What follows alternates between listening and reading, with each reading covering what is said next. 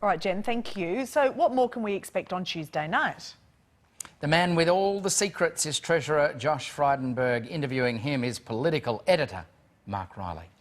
Treasurer, thanks for joining us on Weekend Sunrise. Good morning, nice to be with you, Mark. This budget will be about the cost of living. It has to be. Australians are doing it tough at the moment. What's in it for families? Well, there's a lot in it for families. There'll be cost of living relief right now. That is as a result of practical and responsible measures in this budget. We recognise, Mark, that this is the number one topic around the kitchen tables of Australians right now. Higher petrol prices, higher food prices, higher supply chain costs that are obviously making their way onto the supermarket shelves as well. So a surplus is out of the question, but we've got some working capital there, and you're going to direct about $250, if you believe what we read in the papers, and we always believe what we read in the papers, to people. That's going to go pretty quickly. Are you expecting these cost of living pressures to ease off quickly?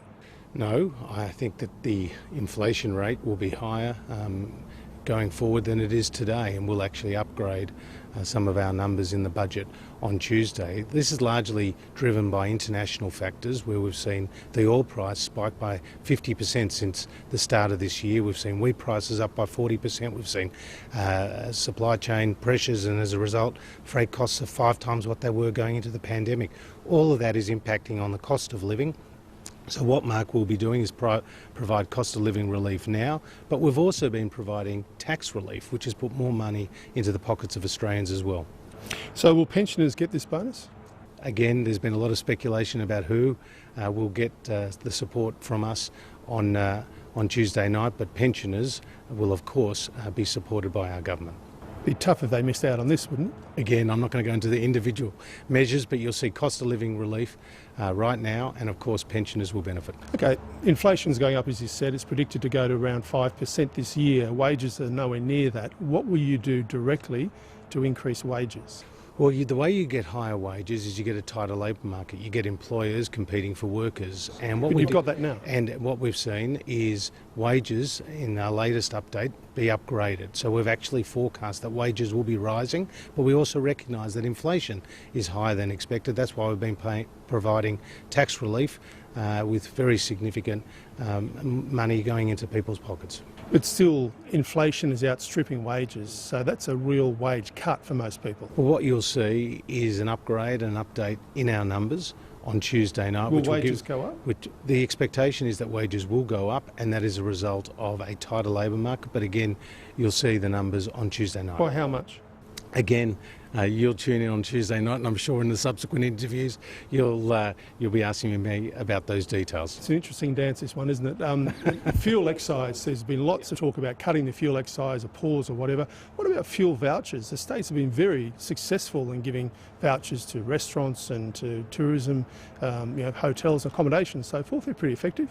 And we welcome that. When the states did provide those vouchers, that was a big boost to hospitality, tourism, cafes and restaurants, cinemas, you name it. They benefited out of those initiatives. Did the federal government do that? But again, that is something that the states did. But when it comes to fuel, you're absolutely right that this is putting real pressure on household budgets. We've seen fuel prices above $2 a litre, and that really does put pressure on families. So could there be fuel vouchers?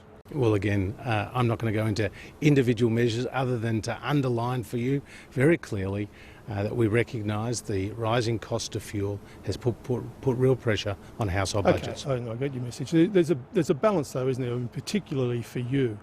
You need to give people relief, but if you pour too much money into the economy, inflation breaks out and the cost of living gets worse. So how do you strike that balance? Well, Mark, that's exactly the big question, is to ensure that we strike that right balance, which we think we have done with cost of living relief now for Australian families, but also ensuring that what we do provide is done in a responsible and practical way that doesn't put unnecessary pressure, upward pressure on inflation, which has already been rising.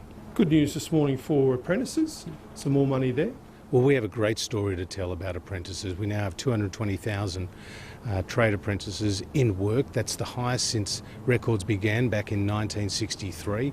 Today we're extending the apprentice wage subsidy and that will see 35,000 more apprentices being hired. This is a great story because these are your plumbers, these are your carpenters, these are your hairdressers, these are your chefs. What about immigration? What are you forecasting for immigration? When will we see immigrants coming back to Australia in large numbers? Well, we are seeing an upgrade to the number of people who are coming as a result of course, our borders being open. That's everyone from international students to working holiday makers and backpackers, and of course, tourists are starting to come back now. So we'll upgrade those numbers in the budget on Tuesday night.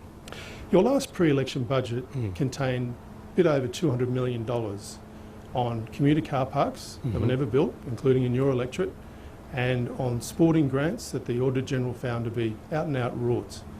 What rorts have you got in this budget for this election? This budget is about Australian families. This is about easing the cost of living pressures now. This is about putting in place a long-term economic plan to create jobs. This is about guaranteeing the essential services. This is about investing more in national defence and our national security at a very important time. With respect, you smashed out those talking points, but no pork barrelling in this budget. Can you make that commitment? Hand on heart, you're not going to use this to pork barrel. That's your characterisation of what we consider to be important measures in previous budgets. What we are doing in this budget is responding to the needs of Australian families. The last pre-election budget was Back in Black. What song's this one? Living on a Prayer? Well, what you'll see is a material improvement to the budget bottom line. We did balance the budget for the first time in 11 years going into this crisis. That gave us the fiscal firepower to respond as we needed. But Mark, I don't need to remind you, or indeed your viewers this morning, about the images that they saw just 2 years ago when 1.4 million Australians either lost their jobs or saw their working hours reduced to zero. And there were hundreds of thousands of people lining up outside Centrelink in scenes which were reminiscent for many of the Great Depression.